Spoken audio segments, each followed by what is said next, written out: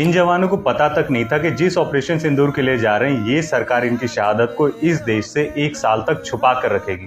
को प्रश्न पूछना है तो यह पूछिए कि इस ऑपरेशन में क्या हमारे जवान सैनिकों को कोई क्षति हुई है, तो उसका उत्तर है नहीं। सूबेदार major Pavan Kumar, rifleman Sunil Kumar, lance नायक Dinesh Kumar, aviation technician M Murali Naik, हवलदार सुनील कुमार सिंह, सार्जेंट सुरेंद्र कुमार, ये वो जवान हैं जिन्होंने इस देश के लिए अपनी जान तक न्यौछावर कर दी। लेकिन बदले में देश ने क्या दिया? 6 परिवारों ने अपने घर के चिराग तक खो दिए, लेकिन हम उन जवानों को शहीद का दर्जा तक नहीं दे पाए। जरा सोचो उन माँ बाप पर क्या बीती होगी जिनके बेटे घर नहीं लौटे होंगे और सरकार छाती पीट पीट कर कह रही थी कि कोई दुर्गति नहीं हुई। लेकिन ये पहली बार थोड़ी हुआ है कि सत्ता बचाने के लिए जवानों की कुर्बानी भुला दी गई हो। गलवान में 20 से ज्यादा जवान शहीद हुए थे, क्या हुआ उनका?